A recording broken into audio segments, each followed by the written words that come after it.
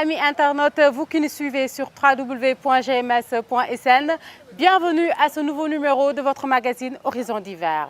Créé par décret présidentiel, les maisons de justice ont pour, entre autres rôles, de désengorger les tribunaux et également permettre à la population d'éviter les lenteurs juridiques. C'est quoi la maison de justice? Quelles sont les attributions d'un médiateur et dans quel cas la maison de justice, autant pour moi, peut intervenir? Pour répondre à toutes ces questions, nous allons rendre visite tout à l'heure à M. El Hadji Gaye, qui est le médiateur de la maison de justice de Ziguinchor.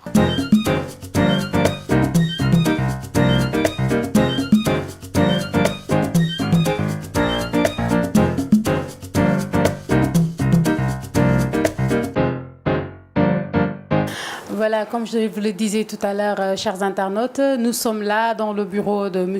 El Hadji Gaye, médiateur ici à Ziguinchor. Monsieur Gaye, bonjour. Bonjour, mademoiselle Tamba. Voilà, vous êtes ancien inspecteur divisionnaire de police. Vous avez été également le chef du service de lutte antidrogue et également correspondant du médiateur de la République ici à Ziguinchor. Et aujourd'hui, vous êtes le médiateur ici dans la région de Ziguinchor.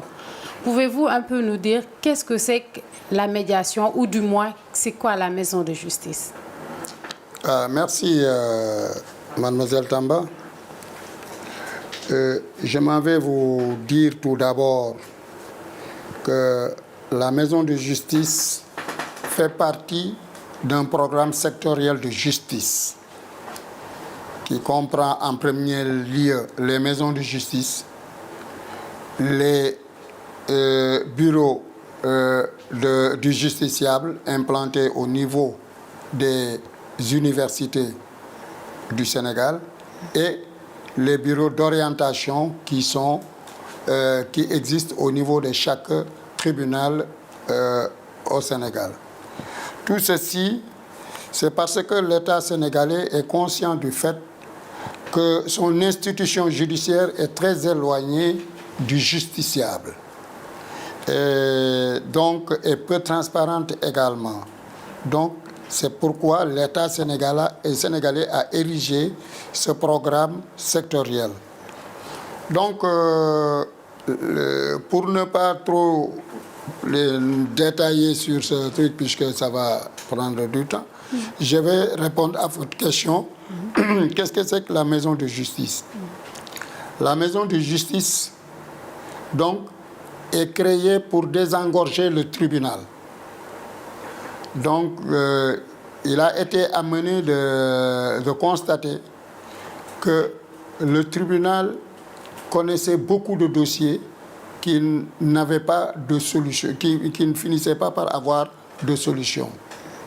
Ceci était dû par le personnel magistrat très restreint, pour ne pas dire pratiquement inexistant dans certains tribunaux. Donc, le volume était débordé. Donc, il a été créé des maisons de justice pour, donc j'ai dit, désengorger le tribunal. La maison de justice est placée sous la direction du procureur de la République. Donc, on s'est également rendu que la justice, elle est lente. Elle est lente de par les procédures, de par les renvois de jugement et tout. Et quand le justiciable a un problème, son vœu le plus ardent, c'est d'être fixé le plus tôt que possible. Donc, également, la justice, elle est coûteuse. Nous avons également noté que la justice n'est pas discrète parce que les audiences se passent dans une grande salle accessible à tout le monde. Donc la somme de tout cela a conduit l'autorité à créer ces maisons de justice pour désengorger le tribunal, pour un traitement rapide des dossiers, hein, en se conformant certes aux dispositions de justice. Donc les maisons de justice comportent des services. il y a le service médiation, conciliation, il y a le service, le premier service c'est la coordination, la médiation et le bureau d'écoute. Donc pour accéder à un de ces postes, c'est par voie de concours qu'on accède à ces postes. Donc il y a des profils qui sont demandés. Pour être coordonnateur, il faut être un jeune et avoir la maîtrise en droit. Donc le coordonnateur a en charge l'administration de la maison de justice. Il est l'interface de la maison de justice avec l'administration et les autres services et ONG. Et il s'occupe de la formation et de l'information judiciaire. Il assiste les justiciables à obtenir des documents au niveau des tribunaux. Il lutte contre la délinquance juvénile et il a toute une panoplie de missions sociales lui est confiée. Ce coordonnateur également, en passant, est le secrétaire général du comité de coordination de la maison de justice. Le comité de coordination, en somme, c'est le conseil d'administration de la maison de justice qui a pour comme directeur, comme président le procureur de la République et qui regroupe tous les services qui peuvent intervenir dans le fonctionnement de la maison de justice. Donc le coordonnateur joue le rôle de secrétaire général de ce comité de coordination. Quant au médiateur, pour être médiateur, c'est beaucoup plus simple. Il faut être un fonctionnaire à la retraite. Il est dit dans les textes, pour être médiateur, il faut être à la retraite, être un magistrat à la retraite ou un officier de police judiciaire à la retraite ou un greffier en chef à la retraite. Officier de police judiciaire, c'est le policier ou le gendarme. Commissaire de police, inspecteur divisionnaire, principal divisionnaire de police, et gendarme, officier de gendarme ou commandant de brigade de gendarmerie à la retraite. Donc, ou greffier en chef, peuvent postuler au concours de médiateur. Donc, c'est ça. Donc, pour accéder chez le médiateur, il y a deux. Donc, le médiateur est compétent sur tous les conflits naissants d'infraction. Le médiateur est compétent sur tous les conflits naissants d'infraction. Donc, quand le médiateur est saisi, et comment il est saisi d'abord, il y a deux modes de saisine. Donc, la première saisine, c'est la saisine directe. Donc, le justiciable qui a un problème, qui vient directement voir le médiateur, qui lui expose, le médiateur prend immédiatement en compte et diligente le dossier. Ou c'est le procureur de la République qui lui transmet des plaintes qui lui ont été adressées ou des enquêtes de police ou de gendarmerie au médiateur. Et il est même dit que le tribunal, instance de jugement, peut saisir le médiateur pour fixer des dommages et intérêts. Donc, voilà, quand le médiateur est saisi, le médiateur a pour fonction essentielle d'écouter les gens, d'écouter les justiciables, de les comprendre, de les écouter. Ce qu'on appelle souvent la reformulation. Par la reformulation, on approuve, on fait comprendre au justiciable qu'il a été bien écouté et bien compris. Avec toute la discrétion. Avec toute la discrétion, puisque le médiateur, je viendrai sur ce volet de discrétion. Donc, le médiateur est là pour assister les parties à trouver elles-mêmes la solution de leurs problèmes. Un médiateur ne donne pas de solution, ne fixe pas de solution, mais il permet aux parties, par des techniques, il permet d'arriver à trouver elles-mêmes la solution à leurs différends. vous voyez, quand nous, on a un problème et qu'après discussion, on parvient à se comprendre, à voir le mobile du différent, je pense que la solution partagée, acceptée et partagée des parties est beaucoup plus important qu'une solution qui a été imposée. Puisque l'autre partie ne se sentira jamais satisfaite. Donc voilà. Okay. Donc le médiateur également a un rôle de conciliateur. Cette même personne peut être conciliateur. Quand il est conciliateur, il propose des solutions de sortie de crise. Contrairement au médiateur, le médiateur assiste les parties à trouver la solution. Mais là, le conciliateur, c'est pourquoi ce double vocable nous est attribué. Le médiateur, le conciliateur propose des idées, des solutions de sortie de crise.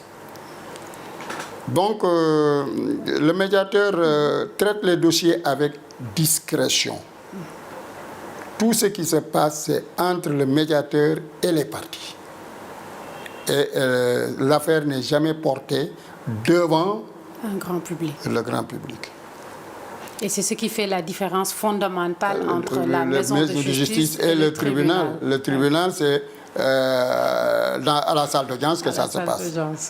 Donc, alors que la médiation, le médiateur s'enferme avec les parties, discute et finit par trouver la solution et les parties s'en aillent, se serrant la main, se tapotant et voilà. Il n'y a plus de difficultés. Généralement, c'est ça. C'est ça. Voilà. Tout à l'heure, vous avez dit que voilà, le tribunal vous envoie beaucoup de cas, le procureur également. Est-ce qu'il arrive des cas où le médiateur est obligé de renvoyer ces personnes au tribunal ou chez le procureur? Donc, là, je dirais d'un coup que le médiateur ne peut pas réussir tous les dossiers qui lui sont soumis. De sorte qu'il transmet des PV. Quand il réussit un dossier, il fait un PV de médiation réussie. S'il fait échec, s'il ne parvient pas à assister, à trouver la solution, il rencontre au procureur. Puisque j'ai dit à l'entame que le procureur est le patron de la maison de justice. Donc, on lui rend compte. Et de même qu'on rend compte annuellement, semestriellement et annuellement au ministre de la Justice.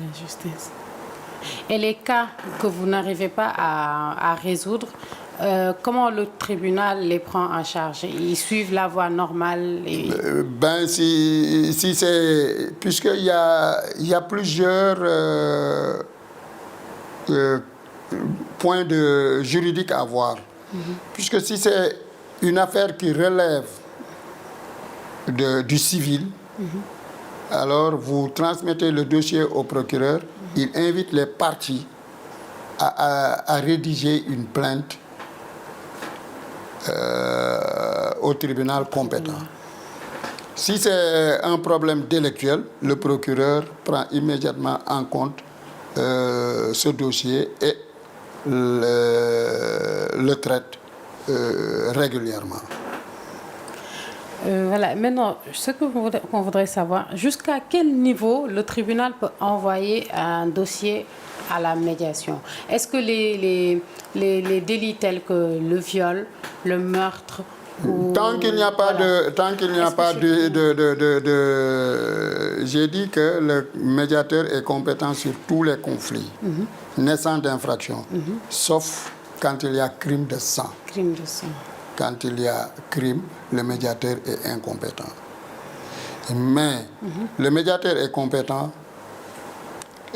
pour les problèmes de voisinage, le bail, le foncier, le mariage, divorce, l'escroquerie, l'abus de confiance, tout ce qui touche l'homme dans dans son vécu, le médiateur peut être saisi.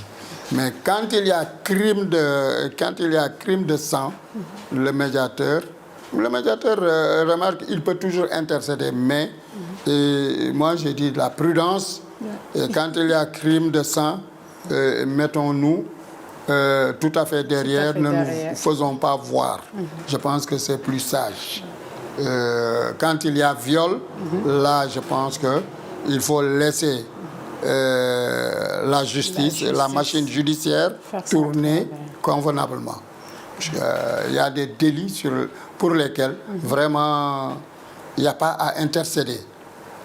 C'est pas parce qu'il y a maison de justice que toutes les affaires passent ici pour ne pas atterrir devant le tribunal. Moi, je dis non. Quand pour certains délits et crimes, moi, je réfère les gens, les parties, devant le tribunal. Voilà, tout à l'heure, dans votre présentation de la maison de justice, vous aviez dit que ça a été créé suite à un constat. Parce que les tribunaux sont vraiment débordés par les... Ça veut dire que la maison de justice n'a pas existé en même temps que les tribunaux. Donc, depuis son existence, est-ce que vraiment les populations sont au fait de cet organe? Oui, vous savez, la maison de justice a été créée d'abord en 1999 par un décret de 1999-11-24 du 17 novembre 1999. Ce décret a été modifié par celui de 2007-12-53. Donc, au départ, il y avait des maisons de justice qu'on a appelées les maisons de justice pilotes. Donc, c'était la maison de justice des HLM, c'était la maison de justice de Sicap Mbao, Diamaguène, et celle de Rufisque. Ces maisons de justice ont fonctionné pendant 3 ans. Quand on a fait l'économie du travail accompli, alors on a érigé d'autres maisons de justice. C'est ainsi qu'en 2007, il a été créé 3 autres maisons de justice, dont celle de Ziguinchor. C'était la maison de justice de Mbour, la maison de justice de Ziguinchor. Donc voilà les 3 dernières, et la maison de justice des Parcelles Assainies. Donc ce sont les 3 maisons de justice qui ont été créées en 2007. Donc vous voyez que la justice est là depuis. J'ai dit à travers mes propos, j'ai bien dit que l'État est conscient que sa machine judiciaire comportait certaines lacunes. Donc c'était cette lenteur, et généralement le Sénégalais a peur de justice. Quand on lui dit tu vas au tribunal, on va au tribunal, vraiment on devient un ennemi toute la vie. Et ça peut se répercuter sur même les ascendants. Donc,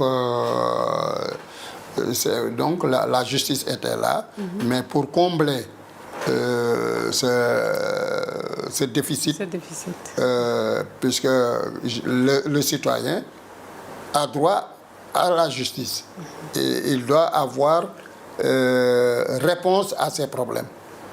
Donc il n'est pas normal que ce justiciable vienne devant le tribunal poser son problème pour ne jamais connaître une issue. Est-ce qu'il vous arrive d'organiser des séances de sensibilisation, de communication à l'endroit de la population pour qu'ils sachent réellement ce que sert la maison de justice? Je pense que je reviens encore dans mes propos, c'est ressorti dans mes propos, puisque en parlant du coordonnateur, j'ai dit qu'il était chargé de la formation et de l'information juridique. À cet effet, nous avons mené des campagnes de sensibilisation dans les quartiers, en nous appuyant sur les chefs de quartier et les ASC et autres. Nous avons fait également une campagne de sensibilisation à travers des radios, les radios de la place. Et il nous arrive souvent de nous rendre dans les quartiers pour y développer des causeries sur des thématiques juridiques qui intéressent la population pour les inviter à s'approcher davantage de la maison de justice. Récemment, nous avons développé des causeries sur l'état civil. Vous connaissez le problème de l'état civil. On a fait presque tous les quartiers de Ziguinchor. Et à travers, on a un temps d'antenne à Kasumai FM, où tous les jeudis, on développe des thématiques juridiques. Alors, micro ouvert, les gens se posent des questions et nous, on essaie autant qu'on peut d'apporter l'éclaircie pour tout le monde. Donc, la maison de justice est un outil mis à la disposition de la justice pour leur faciliter l'accès à la justice. Merci beaucoup, M. Gueye. On va juste prendre un dernier mot à l'endroit de nos internautes qui nous suivent via le site du groupe Médias du Sud. Moi, je dis souvent que la maison de justice évite aux justiciables, aux citoyens, d'aller devant le tribunal, de vouloir régler les problèmes devant le tribunal. Et cela ne signifie pas qu'il n'y ait pas de jugement, qu'il n'y ait pas... Non, je ne veux pas dire ça. Mais quand même, pour certaines affaires, je pense que les gens peuvent se référer à la maison de justice pour trouver une solution, discuter, accepter des parties. Et en toute discrétion. En toute discrétion. Et tout ce que nous faisons ici également, vous parlez trop de discrétion, mais je reviendrai vous dire que tous les actes que nous menons à la maison de justice est gratuit. Nous recouvrons beaucoup de créances, par année, c'est des dizaines de millions que je recouvre, mais il n'y a pas une retombée d'un franc dans la maison de justice. Donc tout est gratuit. Tout est gratuit. Tout est discret et gratuit. Et gratuit. Ça, c'est important à savoir. Tout est gratuit. Voilà, merci beaucoup, M. Gueye. Chers internautes, je rappelle qu'on était avec M. El Hadji Gueye, qui est le médiateur conciliateur de la maison de justice ici à Ziguinchor. Voilà, je remercie l'équipe technique qui m'a accompagné, Diakhaté, Djili, pour la réalisation de cette émission. Quant à moi, je vous retrouve la semaine prochaine pour un autre numéro d'Horizon d'hiver sur www.gms.sn. Au revoir.